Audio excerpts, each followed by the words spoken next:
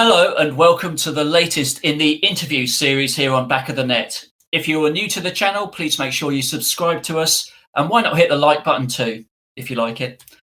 Today, we have someone who oversaw one of the most action-packed eras at Bournemouth, one which ultimately and quite literally paved the way for us to get to the Premier League. Before we bring him in, it's great to welcome pod regular Neil Dawson onto the show. Hi Jeff, how are you? Very good. Long time no see, Neil. Doing all right? Yeah, no, just getting through lockdown like everyone else. Yeah, exactly. Right. So, being a Cherries fan is rarely dull, and it certainly wasn't while this person was at the helm of the club. If you wanted someone who could help put Bournemouth on the map, he was your man. He was chairman of the club for just over 4 years. He arrived with winding up petitions to deal with and left the club by selling his stake to an owner that provided the financial muscle for Bournemouth to become a Premier League team. It is none other than Eddie Mitchell. Eddie, how are you? Yeah, fine, thank you. Great. Welcome to the show. We're really pleased to have you on. What have you been up to recently? I started a new business, developing football training products. And we're just on the verge of opening a new centre. Excellent. Very good. Well, look, we're thrilled to have you on and talking to us on the show. For those that don't know too much about you, can you just tell us about your background and your association with the area, the Dorset and Bournemouth area? Yeah, I was born in Boscombe Hospital, so I'm a local to where the football club was. One of 5 boys. Lived in Boscombe for 2 years, moved to Parkstone, and lived in Poole for the rest of my life. Brilliant. And what got you into football? I've loved football all my life. I've followed Bournemouth all my life. I've supported Bournemouth all my life. Played football as best as I could until I sort of went another way. In other words, found girls. And that's about it, really. Just love the sport. So your first involvement with AFC Bournemouth in a professional capacity, it's probably worth talking to us about how that came about, because the club was obviously in a bad state, wasn't it? How did people get in touch with you? How did it all kick off?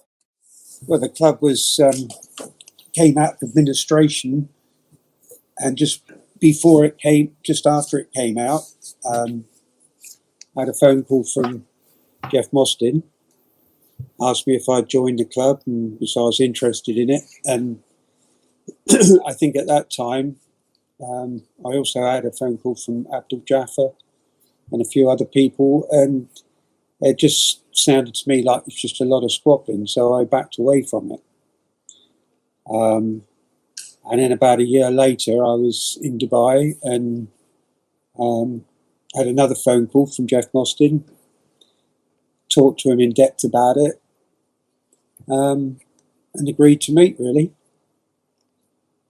I went to the club. I was supposed to go there to do due diligence, but I really wasn't interested in looking through things. I had made my mind up. I was interested and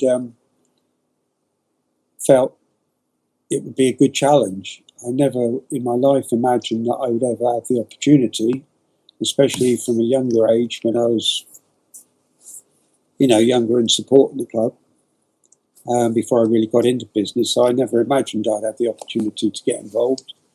But at this time, nobody else wanted the club.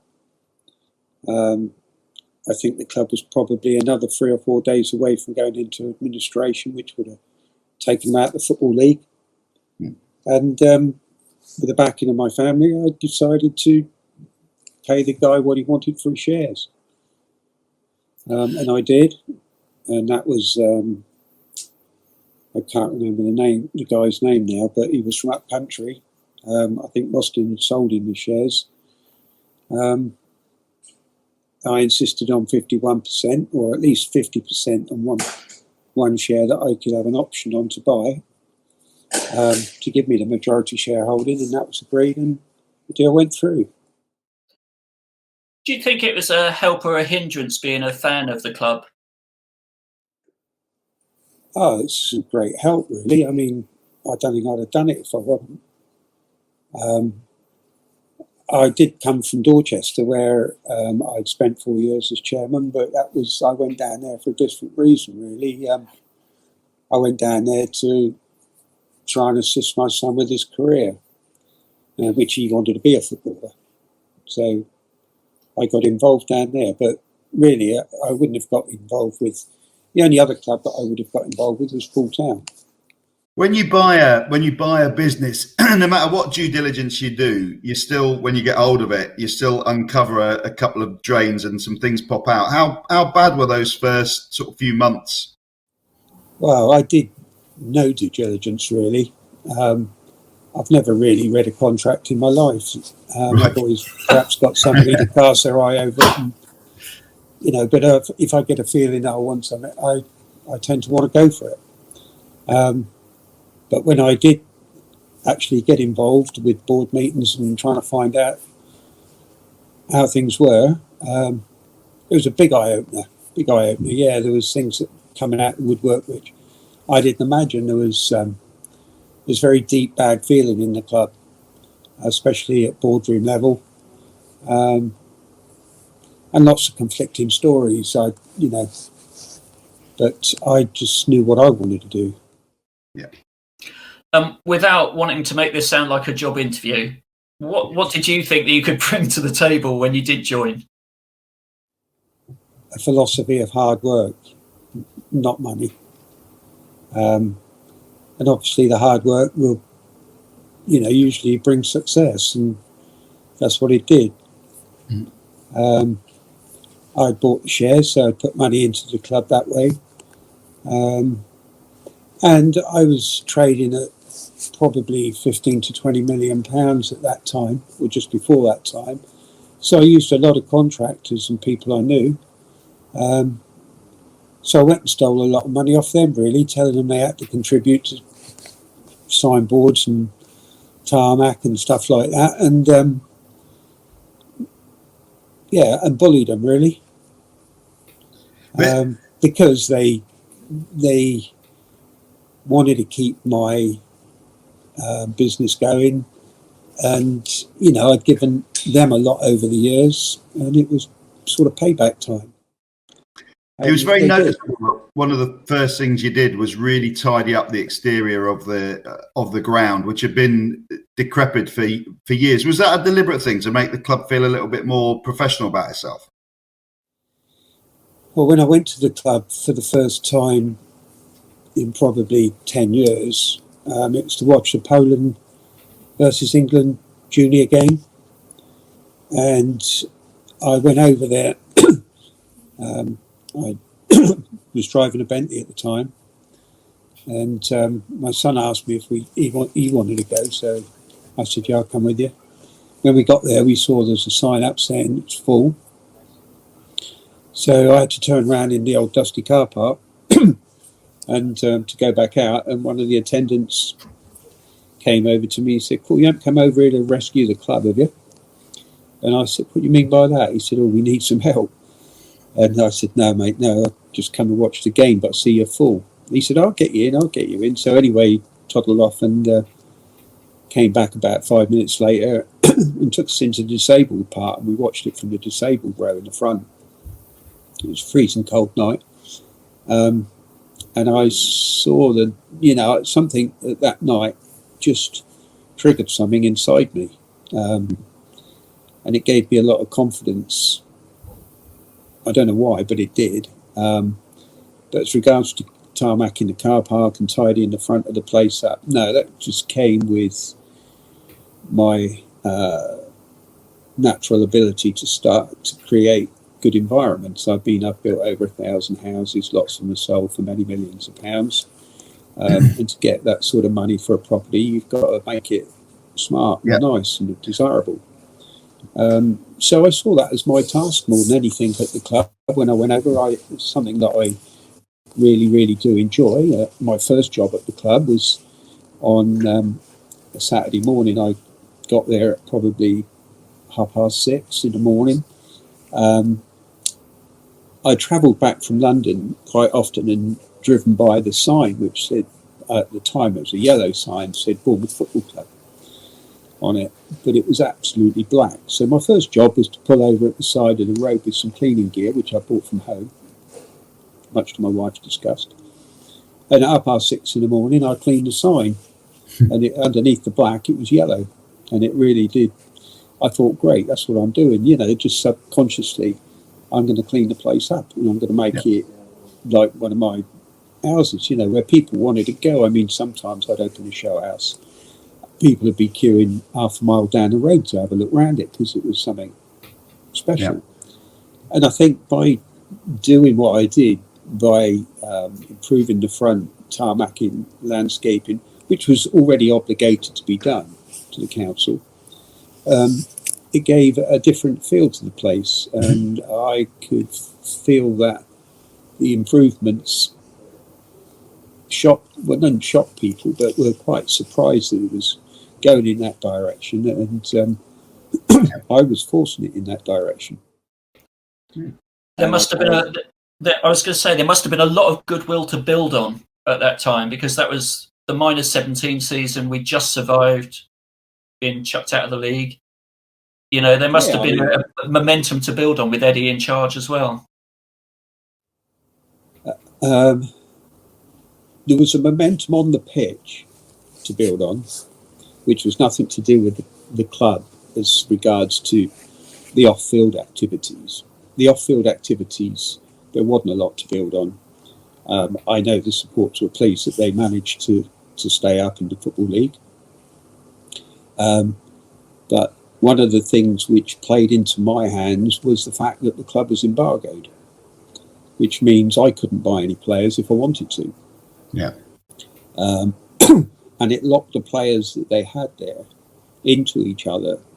And the camaraderie when I went there was absolutely fantastic.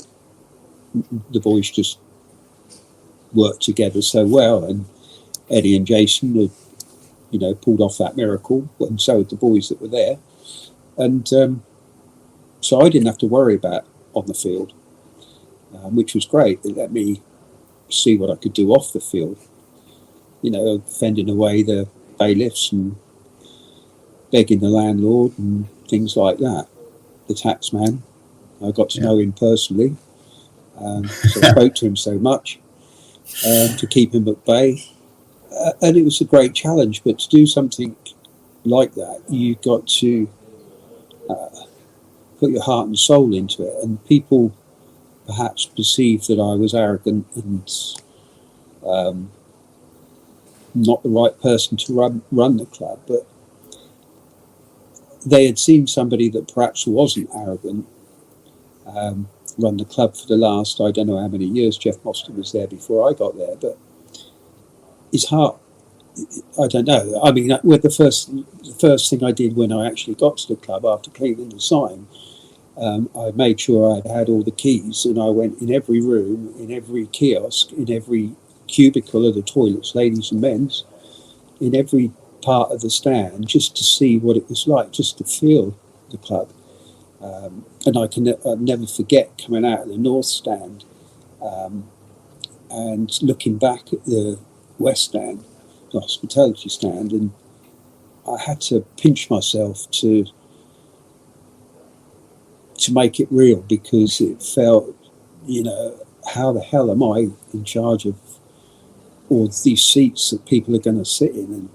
And, I just felt overwhelmed because I'd never in my life really imagined it. And actually joining the club, although I was asked the year before to join it, from when I was asked the second time, it was quite a short period. I'd only met Eddie and Jason once, and I'd met the board a couple of times within the space of a couple of weeks.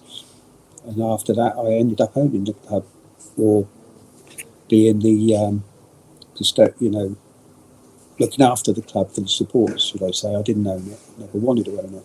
I don't think anybody does over-own a club. But it was really a great time. And when I walked out onto the pitch, I did. I felt overwhelmed, and I made a habit of doing a ritual every home game.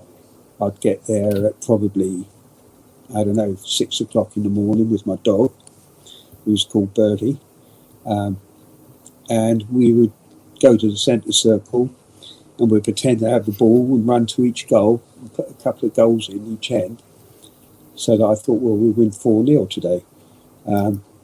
Nobody ever knew I did that, but I really enjoyed it, and it was just part of how you feel if you have the opportunity to be in the position I was in. I suppose I just felt great. Every fan's dream. Well, it worked, certainly. Whatever you did in those pre-match rituals worked that year. Could you see the potential in Eddie and Jason? Because obviously, when you got involved with them early doors, they would still have been in League Two. Could you see the potential for them and what they could achieve?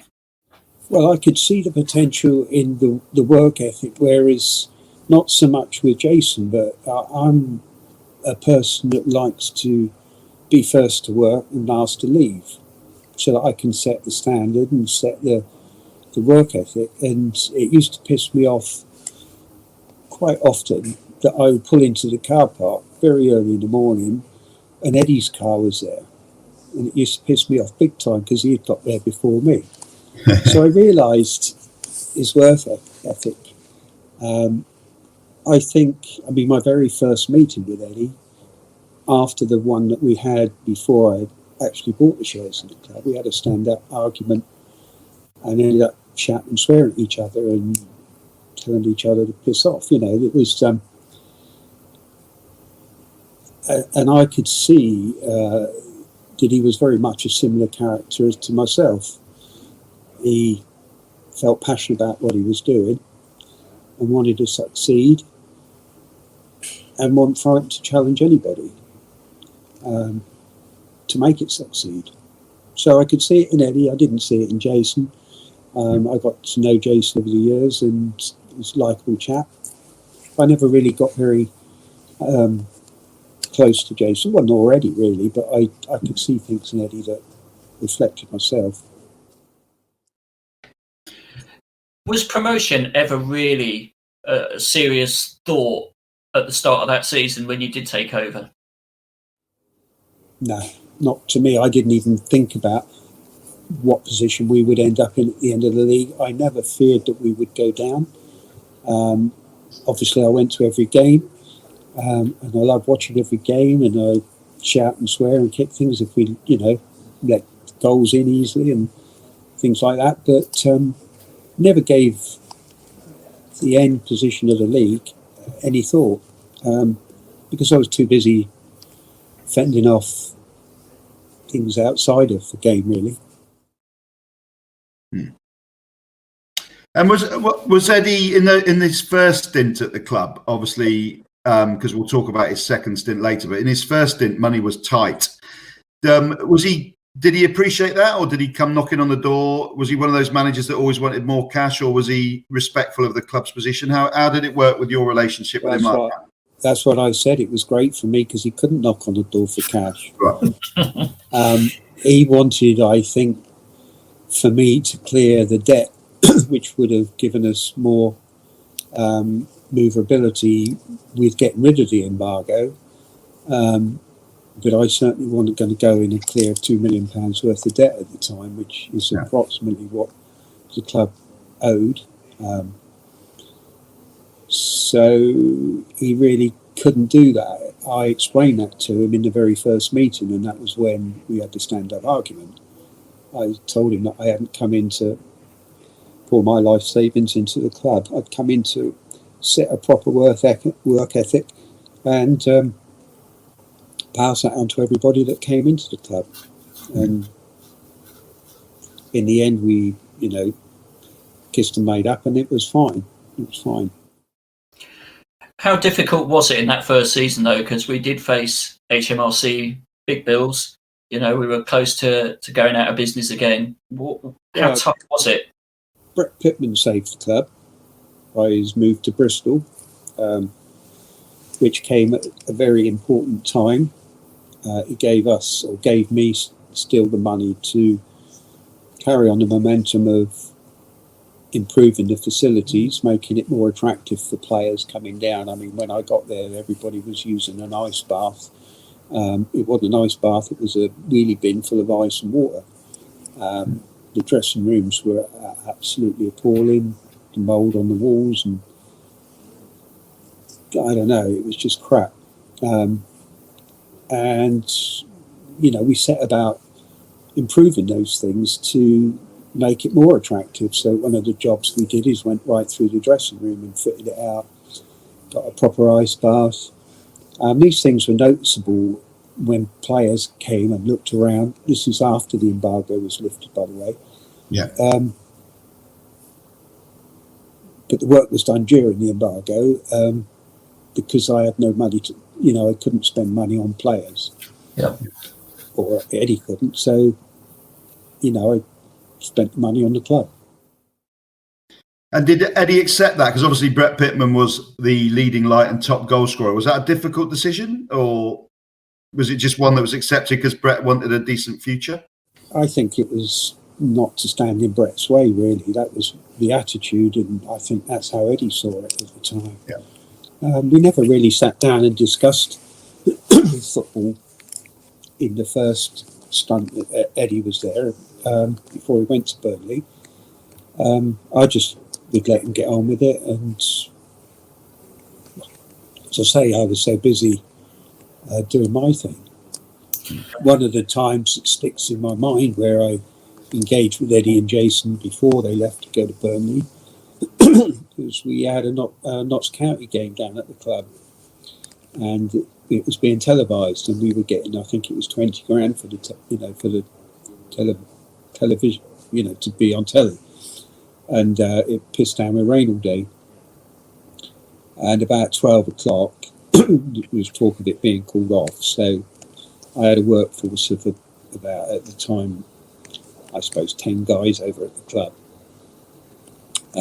So we all went and got brooms, mops and whatever we could. One guy went up to Southampton and borrowed a load of sponge rollers. And at about 5 o'clock, after we'd been out on the pitch trying to get rid of this water for, I don't know, 3 or 4 hours, we were all drowned, Eddie and Jason decided to come out to have a look at the pitch. So I quickly shoved the broom in Jason's hand and a roller in Eddie's hand, and they joined in for an hour trying to get the water off the pitch, which was quite comical because they weren't manual workers, so to speak. But it was a good experience, and I think they could see how determined we were, not just me, but my workforce that were there. And it's something that just stuck in my mind as quite an interesting afternoon. Yeah. And then after about 6 o'clock, the ref came out and rolled the ball, and it stopped in the puddle, and that was the end of that. We didn't get the game on, but we tried. We tried real hard. And what was it like in that season after we got promotion? Because Eddie suddenly became in demand. You were beginning to fend off offers from all and sundry, weren't you? Yeah, I think after it digested, you know, at the end of the season we'd been promoted, I thought Eddie was destined for better things, or bigger things, should I say, not better. And the first approach we had was from Southampton, from a guy called Katese. His secretary asked and phoned me and asked if Katese could speak to me. I took his call, and he asked if he could approach Eddie. And I don't believe in holding people back if they want to go forward. So I let them approach him. He went there for an interview. When he came back, I asked him how he got on, and he told me he was offered a job. I somehow made that public. I can't remember how it came out. Anyway, I got a phone call from Katese a little while later saying that I owed him an apology because he never offered Eddie the job. Well, obviously I believed the guy that was working with me, Eddie, not him. So I didn't apologise.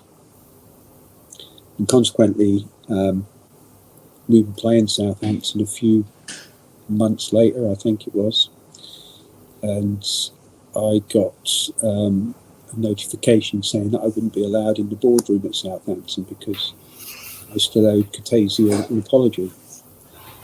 So I said, fair enough, can I book a box? So they said, yeah, fine. So I booked a box. I'd had a few to drink, a few glasses of champagne before the game, and I decided to go to the boardroom and confront Katesi and say hello to him, which is what I did, much to his surprise and much to the surprise of the other members in the boardroom of AFCB. Jeff Mostyn and his crew, who saw me stood at the door chatting to Katesi.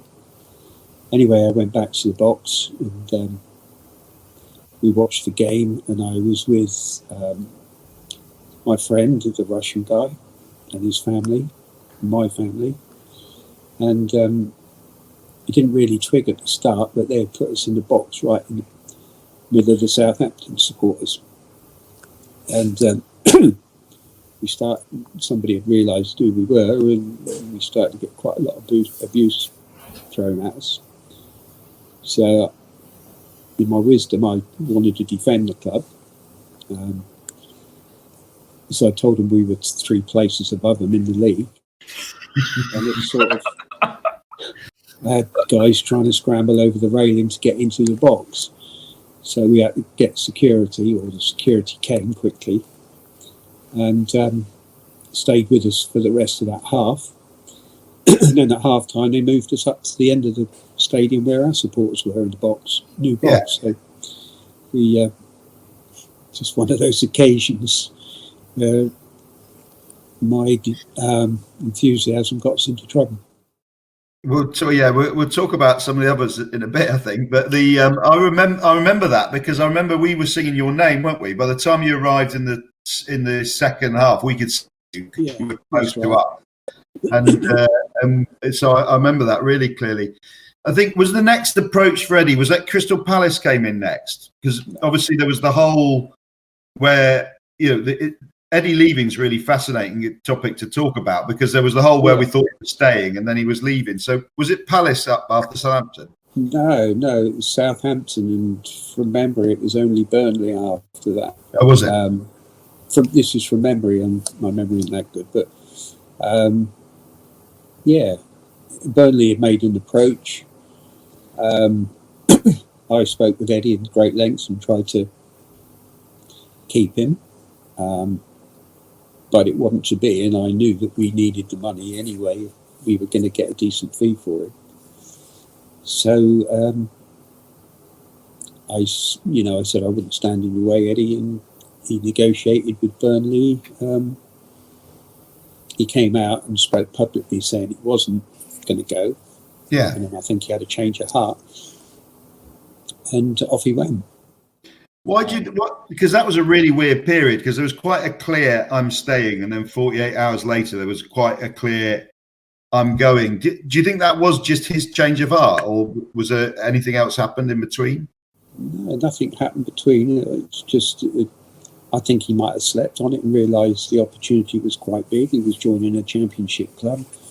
And at the time, it wasn't foreseen that Bournemouth would end up in the championship. So maybe he spoke to Jason and they decided between them. I don't know. But it was only a day between, and there's nothing really happened in that day. Had you been thinking about who was going to replace Eddie for a long time, or was it just a quick decision? After Eddie had gone, I think Marvin Bartley went and a few others. Along with Eddie, a couple of the coaching staff went. But I did speak to Eddie, and I asked his advice on if there was anybody at the club that may suit the position. I already had in mind, obviously somebody coming to the end of their career. And I had it in mind that perhaps Lee Bradbury would fit the job. I asked Eddie what his thoughts were, and he said that they'd have to change his whole approach to life because obviously it was hard work. But yeah, he could do it if he did. So I thought, well, I had to win some of the supporters over if I was going to take Lee Bradbury as manager or offer him the job. So I thought, the assistant manager, Fletcher, was coming to the end of his career. All the supporters loved him. So I thought, well, that would be a softening blow for the supporters because it'd be hard for them to slag him off. Or go against him, should I say, really. So, and I thought they would make it a reasonable team. So I asked to meet them over at the stadium. And I had a chat with them. I think Fletcher was a little bit disappointed because when I asked him if he could meet me over at the stadium with Lee, I think perhaps he thought he might be the manager and Lee might be the assistant. But when I offered Lee the job and Fletcher the assistant, I thought he looked a bit disappointed. Maybe he was, maybe he wasn't, I don't know. But they both accepted the job. And truth be known, Lee brought in some really good signings. He did. Players that actually played from then till the Premiership and in the Premiership. And I think one of them's still there now, Cookie. So, and he worked hard and did his best. But the crowd didn't really give him enough time. But I'd like to try. My philosophy has been all through my working life to promote within, rather than bring in and put on top of somebody. And that's what I try to do. And that's what I tried to do on that occasion. But it worked. We got to the playoffs. And I think if Lee would have been a little bit tougher, I think we might have won that playoff game. I think it was at Peterborough. Correct me if I'm wrong. Huddersfield was Huddersfield, the... Sorry, yeah, that's right. I watched it from behind the goal, really enjoyed it. Thought it was one of the best games I've been to. And sadly, we lost on penalties. But when I say if Bradley was a bit stronger, I think from what I heard at the start of the game, the Huddersfield asked the ref if it went to penalties, it would have to be taken up their end because the security wouldn't be offered down the other end of the pitch. It wouldn't be safe for our supporters down there. So consequently, there was no toss for the coin for which end the penalties were taken. They were taken down the Huddersfield end, and I didn't find this out till after. Or at least this is what I was told after. Whether it's true or not, I don't know for sure. But I was disappointed. I felt Lee, if it was the case, should have said, no, we ain't playing unless we toss a coin for it, which was really fair. But I think overall, Lee done really well for the club. I like the game. He was straightforward. He did. So I just want to drop back just 1 minute. So what was it that Bradbury had that Fletcher didn't have in your head when you were looking at those two experienced pros at the end? I think a more serious side to him. He was from a military background, I think. He'd been in the army. I felt Fletcher was more of the people's man. He would very much a double act that very often works in football. I think one's the hard man and one's the guy that the players can put their arm around or, get close to. And I felt that's how I saw Lee and Fletcher. Yeah, good, fair enough. So whilst Eddie was gone, a lot happened, including the arrival of a certain Max Denham. What's the connection between you and Max, and what were the chain of events that led to him becoming involved? Well, I had I was buying a plot of land down at Sandbanks for 4.5 million, I think it was, or 5 million. And I was on the verge of exchanging contracts on it, and somebody said, "Oh, a Russian wants, has been and looked at it, and he wants to buy it." So I agreed to step to one side if we could have the building contract. The plot in itself had a lot of history for me. I used to go, because it was backed onto the water, I used to go fishing there as a kid before any house was built on it, and had some magical times there. So I was somehow attached to this plot. But anyway, I let him build it. We negotiated a build contract, and I built the house for him. Whilst I was building the house, I got to know him and his wife, and we ended up having a holiday in Finland with them, and had some great times with them. So he used to invite him to the football. He'd come and watch, and I'd explain. I told him my dreams of the club, building training pitches over the other side, and doing this and doing that. And I think he could see the passion that I had and the determination to turn it into a good club. And we used to talk about perhaps him getting involved in it. And I knew perhaps Jeff Mostyn wanted to sell his shares, or was interested in selling his shares. So one day he said, "Do you think I should get involved with the club?" Oh, in fact, before then, we had a tax bill of £400,000, which we were going to get wound up on. And although I had the money, I didn't actually have the cash available. I had it in assets. So I asked him if he could loan us 400 grand against some of the assets I had. And he said, "Yeah, no problem." So we paid the tax bill. So he was then involved with the club to a degree. And he became interested and more interested. And then one day he asked me if he should invest in the club. Could I ask if Jeff would sell his 50% shares? And we were very close at the time. I never was close to Jeff. Didn't enjoy working with him, to be honest. Found him an embarrassment at times.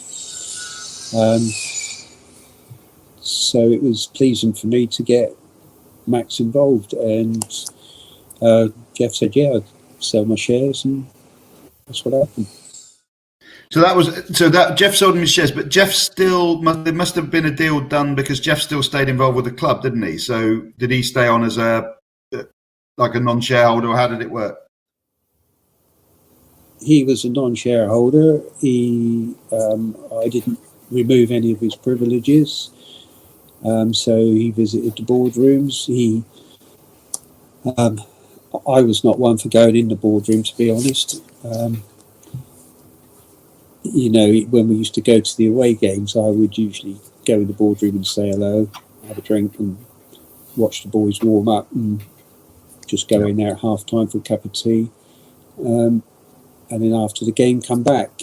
Whereas, Jeff would go in there before the game, have his meal, and tell his jokes and whatever he did, which was quite embarrassing at times. And he enjoyed that, and I could see that. So he became just, what would I say? He had no real position at the club, but I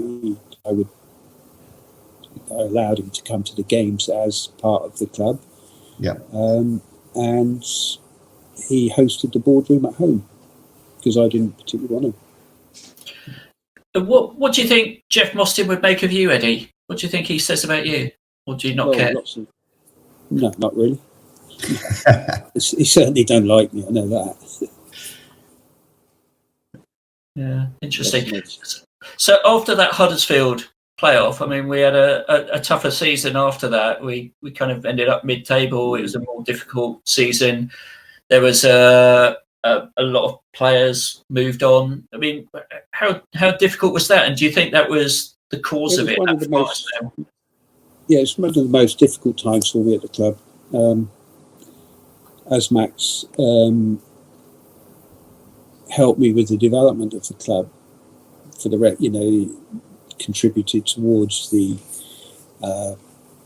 car park, the other car park, or the lorry park, should I say. He contributed towards some of the training pitch money that was needed. So he became more and more involved with the club, and we would spend a lot of time chatting about the club. But I've never had a crossword with the guy, and I got on really well with him, and he contributed towards improving the club. Yeah, I directed his money in the directions of where I felt it was best to improve and to get the club bubbling. And but that season was very difficult because it wasn't successful on the field, and Max was desperate. He wasn't really interested in the infrastructure of the club. He was more interested in the results on the pitch, where I was, although I wanted the results on the pitch to go our way, I was devastated when they didn't. I wasn't. Because that was a stage where we started to actually, for the first time ever, put proper money into the playing side of the pitch. So it was almost like every time we played someone and someone had a good game against us, like Charlie Daniels or whatever, we'd buy them the next week, because that was where we had Max's money. But the results didn't happen, and then you obviously came to the point where you thought it wasn't going to work out with Lee Bradbury. Was that all your decision? How hard was that, and how did that? No, I mean, first of all, it wasn't all Max's money, because the club was starting to make money. Yeah. Make money. It was people were starting to invest in the club more. We had raised ourselves quite a lot of money through the contractors that I had, that worked with me. And I had a guy that was had worked very close to me for many years, Dave Roberts, who I think became a non-executive director for a few months. He raised quite a lot of money. So it wasn't all Max's money. Some of Max's support was there, but not all of it. But he was interested in the playing side, and when he started to not get the results he wanted, he asked me if it was about time for a change.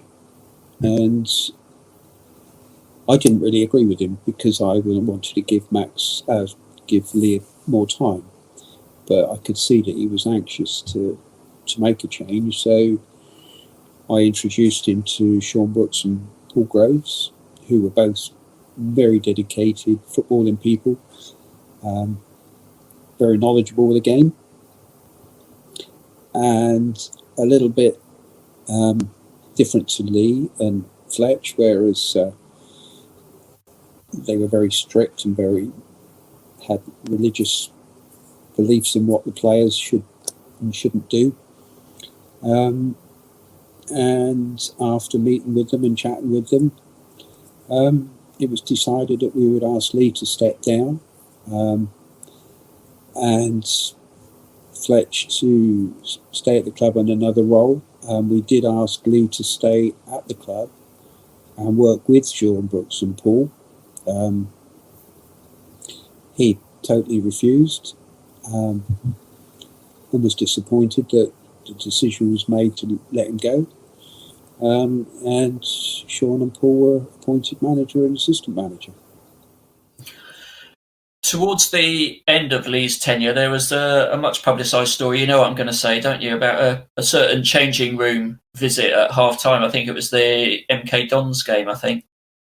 Okay, Yeah, what was that whole much publicised team talk all about? Well, it was his wife. She was in the box watching the game with me and many other people. And as often, I would go down to the tunnel and meet the guys coming in and just pat them on the back if we were losing, or probably if we were winning, I wouldn't go down there. And I said to Max, I'm going down to see the boys come in. And she heard me and said, can I come? I said, yeah, of course. So down she came to the tunnel. The tunnel, you know where the tunnel is, and you know where the changing room is, I presume. So we were at the tunnel, the boys came in, she wished them, well, like me, and we were going back up the stairs, and all she did was, she didn't even poke her head in the room, because obviously there were met, 15, 20 men in there, whatever. She just poked her head around the corner of the door and said all the best, in the best sort of English she could, because she wasn't fluent in English, and came back upstairs into the box. But I think somebody made a comment to Neil Perrott, who's my best friend, and he decided to make something of it and phone whoever he could up to make a story out of it. Yeah. But there's nothing in it whatsoever, nothing at all, and it really did piss me off, but there you go. It was one of those non-stories that became a story. Yeah, very much so. What is your experience, Eddie, of dealing with the media? Bloody awful. I'm not... my time at the club, as I say, it was a very determined, passionate time. And I would speak my mind. Neil Perrott would pester me day and night to get stories, and he knew if he prodded me enough, I would bite, I suppose. You phone me up and say, your supporters have been bashing the pub up the road. I said, what do you mean? He said, well, 3 guys with Bournemouth football shirts on. I said, well, how do you know they're fucking supporters? I mean, But anyway, he went and put it in the paper. And they were very... I've had followed the club more so from the back page of the Echo than anything else. And I realised when I got to the club that the Echo were interested only in stories. It didn't matter whether it rubbished the club or whatever. They needed the club to be interested and sell papers. And they got those stories. I think it's completely different now where the Echo need the club rather than the club need the Echo. And not that no bad stories come out of it. It's all good stories. And Neil Perrott's working for the club, isn't he? He's working for them now. Yeah. Because one of the other quotes that people always remember about you was when you said if people don't like it, they can always go and support Southampton, didn't they? Was that something you regret saying, or did you say it as humour and it got misrepresented? Or no, I said it and I meant it. I didn't regret 1 second at the club. So whatever I did at that club, I enjoyed every minute of it. I said it because I'm passionate, and when somebody stands up and says you stripped all the assets out of the club and sold them, the fucking assets were stripped out of the club long before I got there. They'd sold the ground, they'd sold just about everything and begged in buckets, I just wasn't having it. I mean, I hadn't put anything in my own pocket. I used to pay for my own breakfast in the club. I used to, even if I had a cup of tea, I'd pay for it. I made everybody else do the same because the club isn't there to give people a good time, which, the directors before I got there were in it for a good time and to swan around doing nothing but telling everybody who they are, and when somebody turned around to me in the fans forum and said that I had ripped all the assets out of the club, and I thought, well, fuck you. If you don't like me, piss off. Yeah. I never took a penny out of that club, not at all. And you brought John Yems to the club as well as into the football operations side of things. I mean, that was quite a visionary thing to do as well. How did that come about? It came about, well, I was approached by Eddie's agent after he'd been at Burnley, I think, when Sean and Paul were not getting good results, and it was pretty obvious that if things didn't change, there could be a change in management again. And he's asked if we would be interested in Eddie coming back, and I said, yeah, of course we would, if the time it was right. And then he came up with, he said, well, if we do, we need X amount. And it was a huge amount of money per week. And I said, no chance, mate, forget it. Anyway, sometime after that, Johnny Ems, who I'd known through wanting to buy players, and he introduced a possible manager to me. I got to know him, which is not difficult because he likes to chat.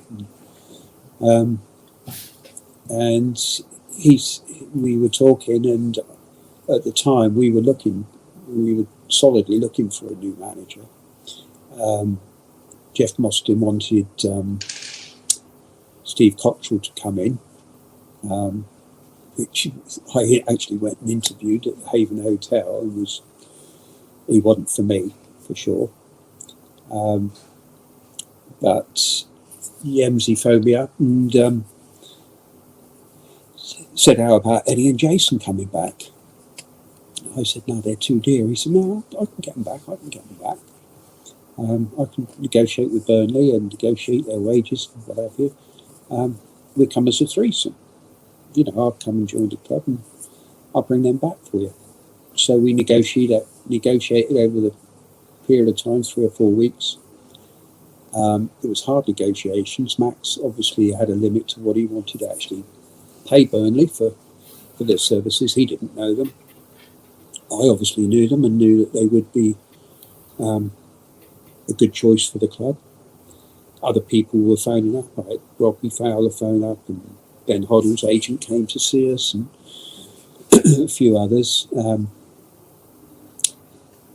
But none of them struck me as being the right people. I'm not saying that Glenn didn't, but it just didn't feel right at the time.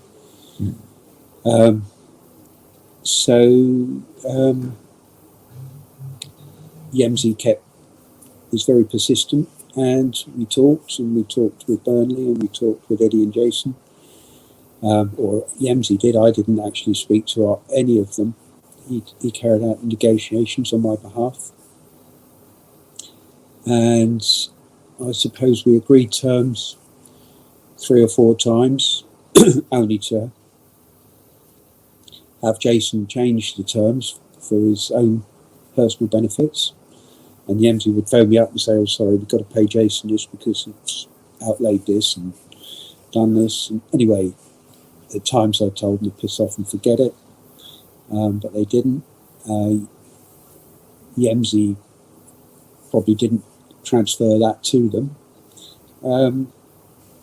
And he negotiated their terms, which we finally agreed, and they came on board.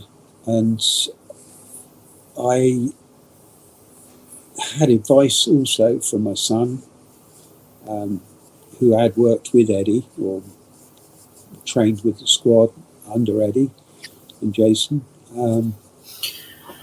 And he said, that's the best bet, Dad, get them back.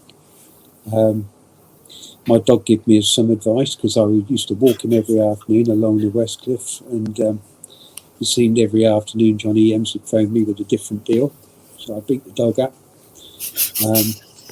So he took a bit of hammering, but they came back. Brilliant. Well, I guess it was. For as fans, we were living through the will they, won't they, because there was so much speculation. So it's really interesting to hear your side of it from how it happened. And did they fit straight back in like a glove? Was it like they'd never been away? Yeah, well, the fans welcomed him back with open arms, and I did as well. They're good at their job, aren't they? They've proved that. And I think it was obvious for everybody to see at the time that, they were going places. So, it was good to get them back. What's your view on their, in terms of what each of them does? So what was Jason's role? Well, I think Eddie was a hard man, and like I say, it's usually a twosome, whereas one's the straight guy and one's the comedy hack, so to speak, and that's how I saw them, really. And in Eddie's first season, I mean, we climbed from the bottom of League One and ended up getting promoted. I think fans were chanting, "There's only one Eddie Mitchell." How did that feel? I think the week before I bought them back, they were chanting other things about me. When I bought them back, their views changed. They are in injury time at Doncaster, okay? And if it stays the same, we are going up. So we're just holding on. I said I had a few ups and downs with Eddie. There was a time when he handed his notice in, but I didn't accept it. But generally, we work good together. So, what would you say would be your legacy? What's the thing you're most proud about having when you decided to leave the club? Was it about the infrastructure, the changes you'd made there, and bringing Eddie back? I mean, what were the big things you think?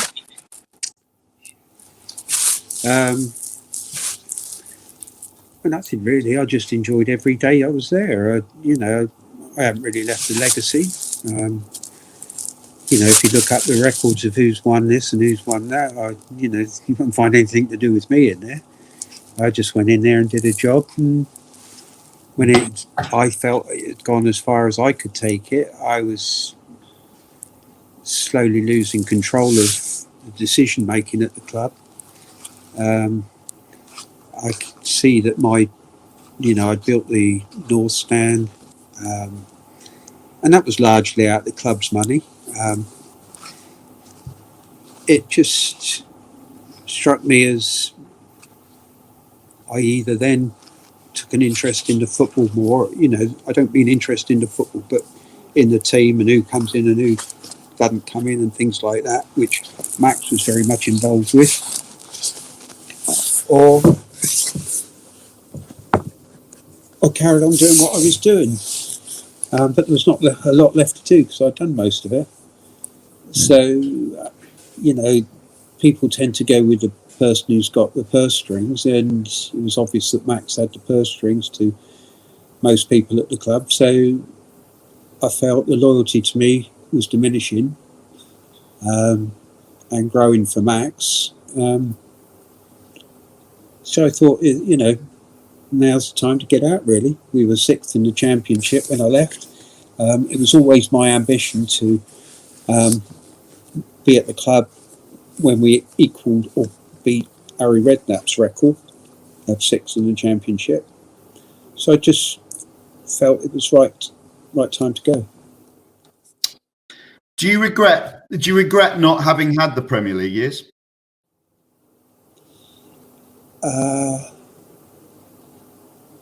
No, I don't think so at all. I don't think I'd be here now talking to you guys if I stayed. I'm a great believer in fate, and I don't think I'd have had a doctor stood behind me when I collapsed, and I still would have collapsed at probably that time. I was fortunate that somebody kept me alive for 4 or 5 minutes, and I think if I'd have stayed at the club, I'd have carried on drinking more than I should do. So no, I'm pleased I went at the time. I'm disappointed the fact that the next level of work that needed doing, really, from being in the Premiership and probably pocketing £500 million, is the fact that the supporters haven't got a ground. And they haven't. The training ground's important, but it's not as important as securing the ground. And I know, unless the landlords changed it since I left, but I'm sure they haven't, that the landlords would negotiate a price. But it's just not been priority for them. But then there's nobody local on the board. So you don't think we'll get a stadium or ever came close? Well, if I was at the club through the last 5 years, you'd have a new stadium. You'd have a new stadium, and you'd own it. and it'd be where Dean Court is now. That was my next port of call, really. But we weren't in the Premiership. We didn't have the funding to put to one side. So I knew we couldn't, well, unless we got in the Premiership, I wouldn't have that opportunity to do it. But if I was at the club, that would have been my next step, yeah, to secure the club. I mean, you know, if you're local and you believe in something, you know, I wanted to see what it was all about, because I had been, you know, every time, I don't know how old you guys are, but on a Saturday there used to be a pink paper that came out with all the results on. Yeah, Jeff remembers that.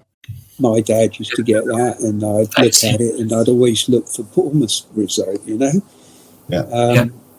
And when I was at the ground, I took trouble to read every message in the wall round the North Stand, you know. And when you read all those messages, you realise it's not just about the team that's out on the pitch today. It's about the teams that have gone by, the people that are supported that aren't there anymore. You know, and it's deep roots, and it becomes part of your life. But you know, Max had to ask the taxi driver who Ted McDougall was. You know, that's how much he knew about the club. It was no, it's just not for me now. You said you went on holiday. You'd been on holidays with him before to Finland. Do you have no relationship with him now? Are you still in touch, or how does it work? No relationship whatsoever. I'm banned from the club. Right. And it's been made clear to me that I'm not wanted there. I would be thrown out if I went there.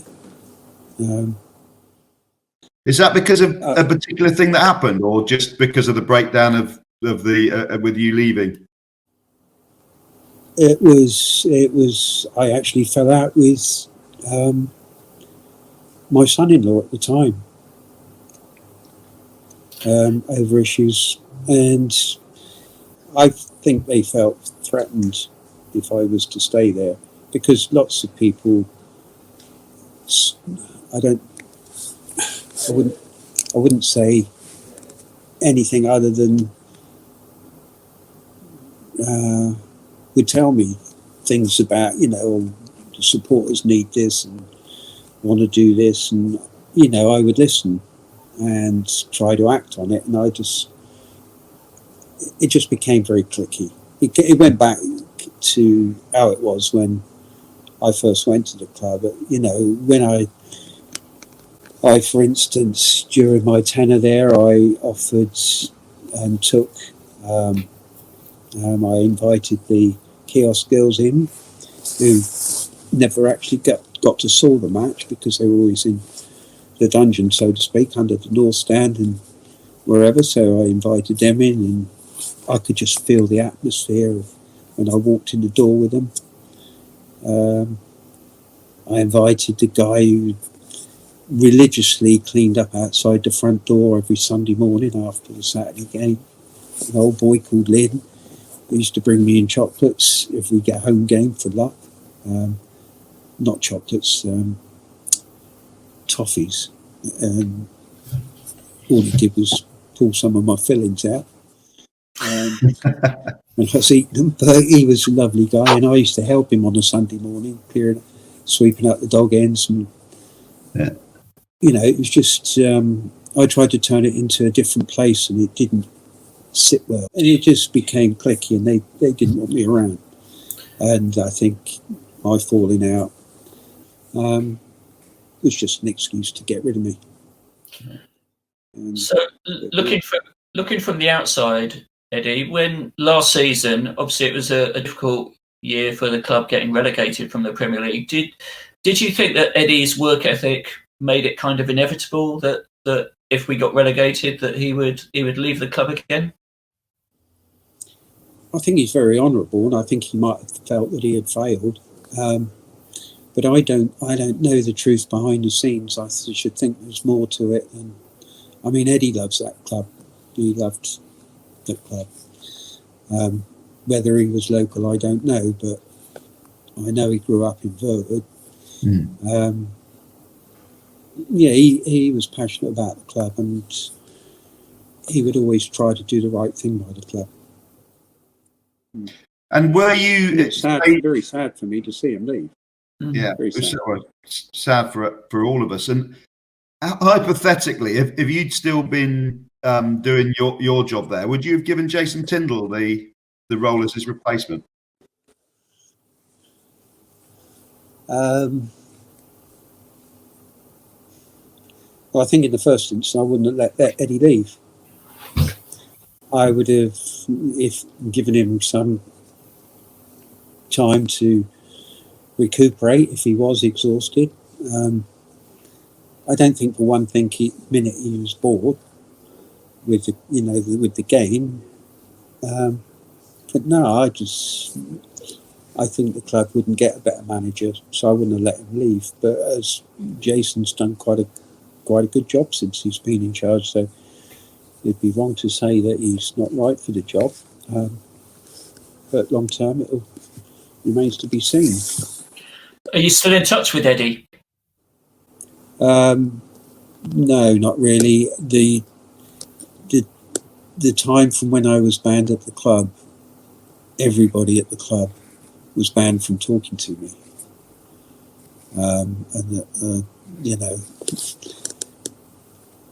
So I haven't spoke to Eddie since I left the club now. But I've never had any ill feelings towards him, and we've never argued about anything other than, I think, when I was in charge at the club, and that was, I think, the only time where I overstepped the mark and went in the changing rooms at Notts County and told him what I thought when we were 2-0 down at half time, or 3-0.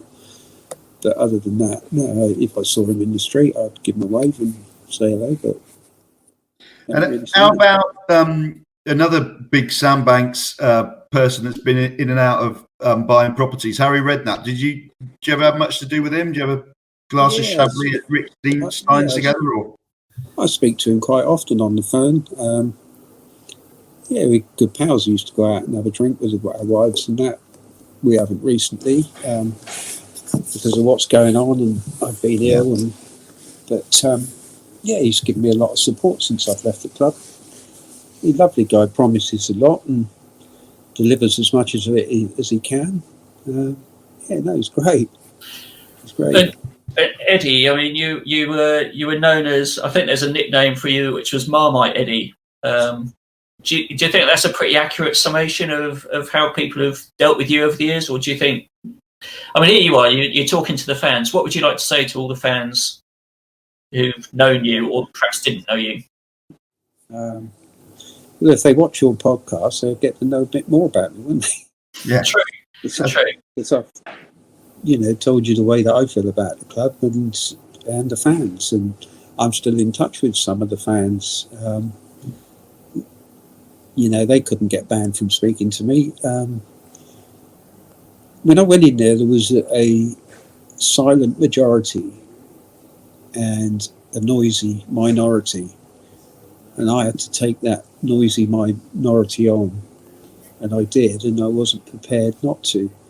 I wasn't going to sit behind anybody and let somebody else,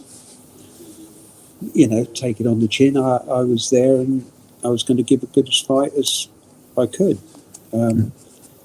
But I wouldn't change a day of the time that I was at the club. No. Do you think every minute? You think if you brought Eddie back to the club, had a relationship when he was there, you brought Max to the club, do you think in a way sometimes you don't get the credit for what happened? Because it wouldn't have happened without you, would it? It would, if the right person came in that was local and felt for the club and loved it and had the tenacity that I have. But who knows what would happen to the club if I didn't come in. I couldn't say that I've done anything special for the club other than gone there, enjoyed 4 years, felt very honoured to be there and done my best, really. Do you think your time at Bournemouth contributed to the heart problems that you had and the operation and the surgery in 2018?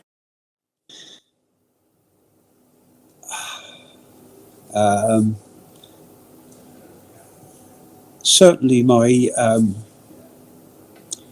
what would I say, my asset value went down quite a lot because of the time I spent at the club, and I stopped actually building.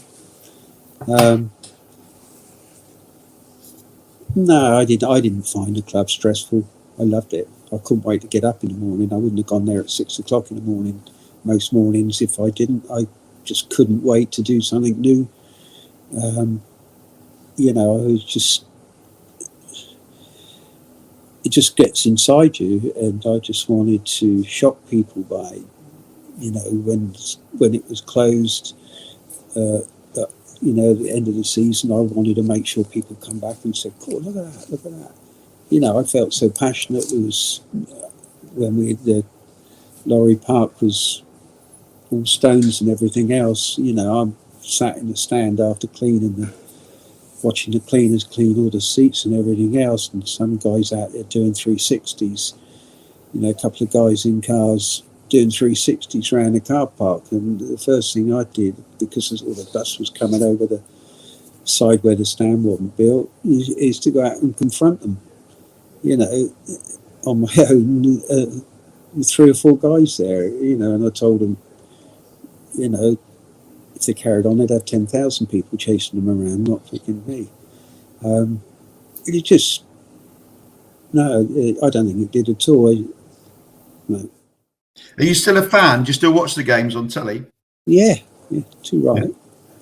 Yeah, I watch it on my iPad, where you guys are now. Yeah, all the time.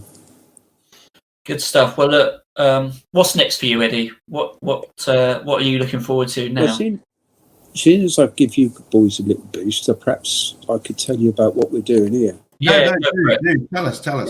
Well, we've got 15,000 square foot of indoor space, which has got fantastic 3G on it, and it's got all our contemporary state-of-the-art products on it that are used regularly by professionals. And if you look at our website, you'll see Messi using some of our products, Ronaldo, and they're in quite a few clubs now.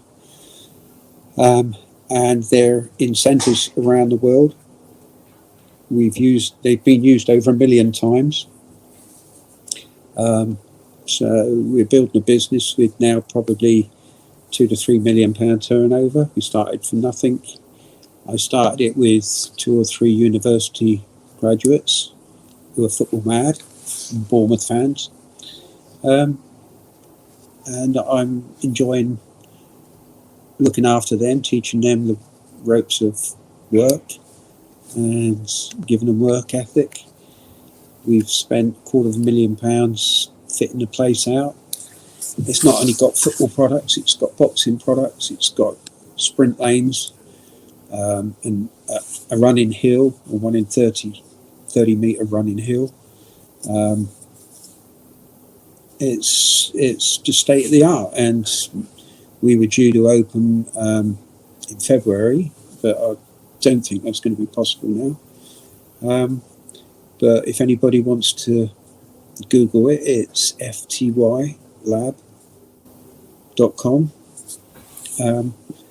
And we're planning to open other centres around the country. And we've got, I think it's 22 ESA zones, which is the company that actually manufacture the products around the world, which are indoor centres that have got more than 4 of our products. And they're as popular as you can get. And we're selling them well, and it'll be a worldwide product soon. It's something which, if it's used with enthusiasm the right way, it gives players the opportunity to train alone in match realistic situations, and you can get up to 60 ball touches in a minute from different areas of around you, And it's really worth Googling eliteskillsarena.com and to see what it's all about. So you can see our centre, which is ftylab.com, and you can see the history of the product on eliteskillsarena.com. Brilliant. As soon as we're all allowed out, I'm sure we'll all be interested in checking it out. I mean, I just improve my skills. I don't know about you, Neil. I touch a ball about 60 times a month, but not 60 times a minute. But I'll definitely be interested. That's for sure. Are you still the first to work, Eddie? Are you still the first into work? Yeah. Yeah. Definitely. Yeah. Yeah. I'm so enthused. It's just great. Yeah. Brilliant. Well, thanks for coming on the show. I'm really pleased to have you on, and I think we as fans, we do owe you a lot, and it's great to have this opportunity to hear your side of the story and to give you that credit that you deserve. Thanks very much. Thanks for having us on the air. Yeah, Thank you. Fascinating. Thank you. Thank you. Wow. Well, there you go then. Former Cherries chairman Eddie Mitchell there. Neil, how did you think that went? Well, I loved every minute of that. I thought it was absolutely fascinating. Clearly, one man's opinion. I think it's worth pointing that out. We're getting, a one-sided argument, but just so many events that were so massive at the time, and obviously, regardless of what your opinion is of Eddie Mitchell, he was pivotal when all those events happened. So just to hear his side, Jeff, was brilliant, wasn't it? It was, and I thought there were some really interesting things that he said. I mean, one of those. I mean, obviously, those are Eddie's opinions. They're not our own. It's not the podcast views, but there was some really interesting stuff, particularly about the dynamic between him and Jeff Mostyn. When Jeff Mostyn, according to Eddie, contacted him in the first place to bring him into the club, but for then Eddie to use the word embarrassing about Jeff. I mean, one person's embarrassing. I mean, it's another person's brilliant or maverick, isn't it? It can be taken either way. So what was your take on that? I think we've heard one side of the story, haven't we? I think they're two big personalities. I can imagine both of them are used to in their careers being the sole leader or boss in an environment. Having two bosses is always very, very difficult. So you could imagine there would be personality clashes, and I'm sure one finds one embarrassing, the other probably finds the other embarrassing. Clearly, there was a bit of a breakdown in relationship there. So interesting to hear one point of view. And obviously, we talked about Eddie's issues with the media. Of course, the reason Eddie was in the media so much was because he did things like, I mean, he was on the pitch, he was outside the ground, he swore on the radio, he was calling fans out and telling them to go and support Southampton. Yeah. Arguably, Eddie, pretty embarrassing behaviour, really.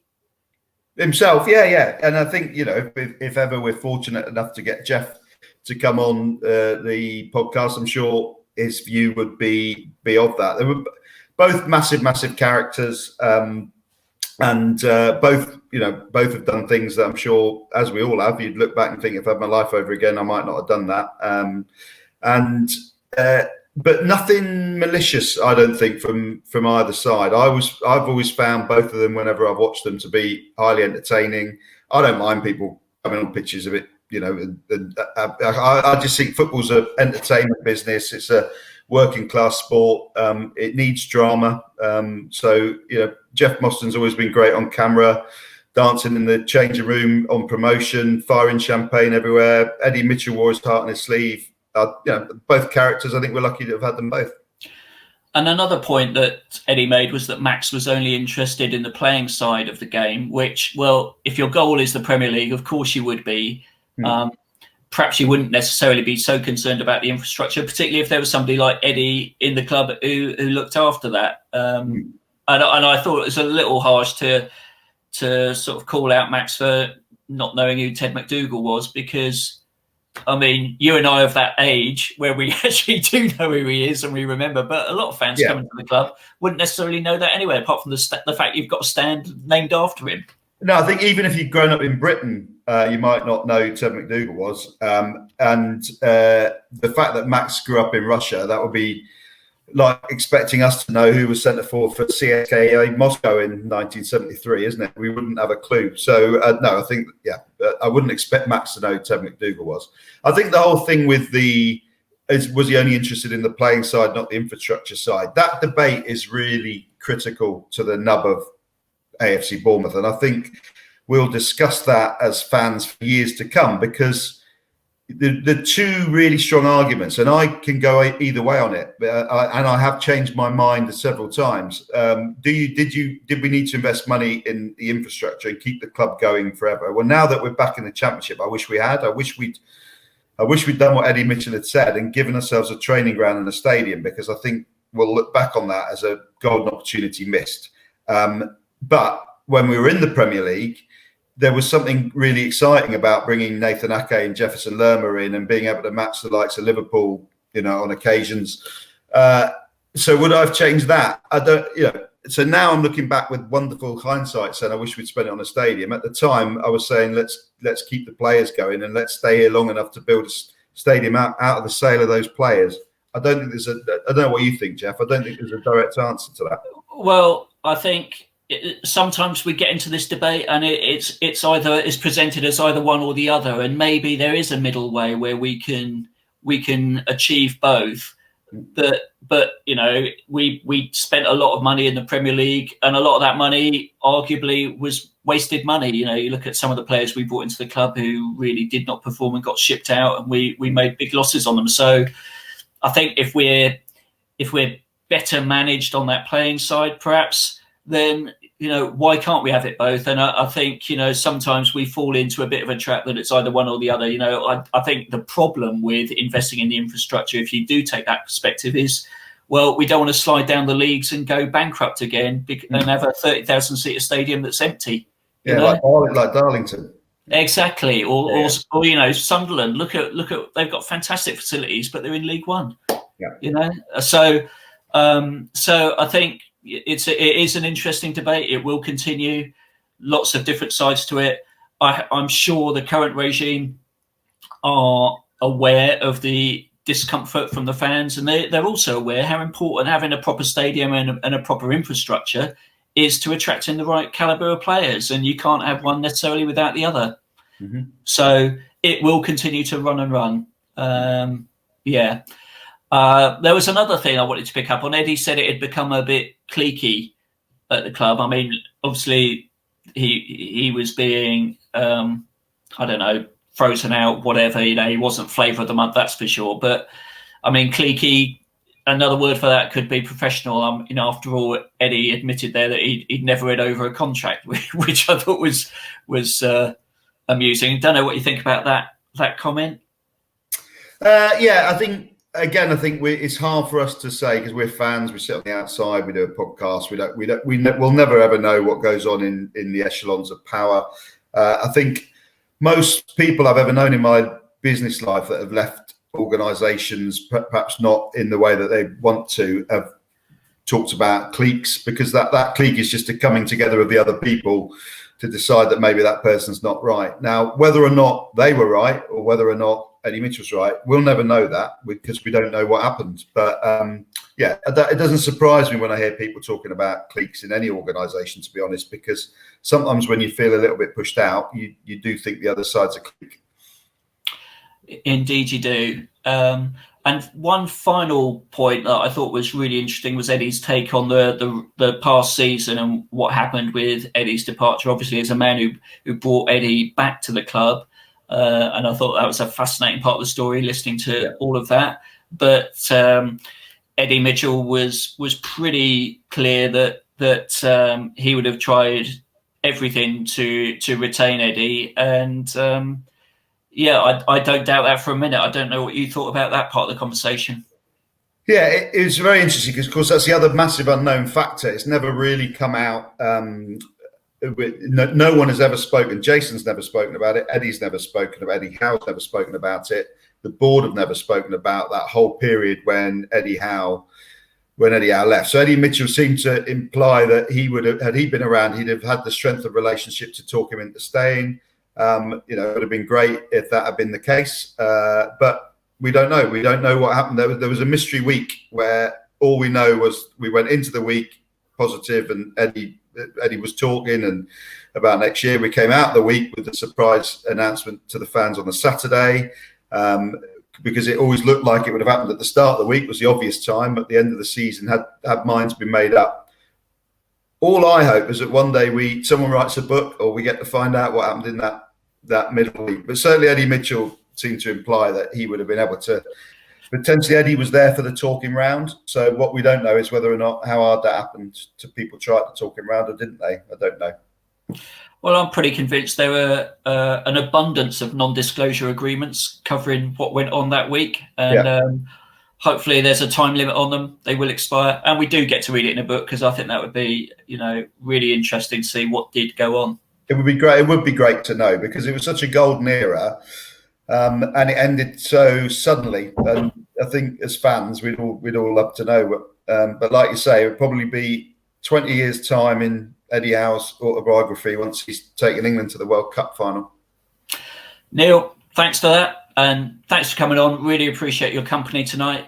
It was a great interview. Thank you. So you'll always get forthright views and strong opinions from Marmite Eddie. He's been more closely involved than many of us ever have been with the club, and that does give him an entitlement to those opinions. We may not agree with what he has to say, but whatever we think, he's a man who does have the right to be listened to. He came into the club when we were in a pretty perilous position, and he brought Eddie back to the club, and you've got to say that was a key building block in our rise to the Premier League. So thank you at home for watching. Please subscribe to us for more interviews soon, and we will definitely see you in the next video.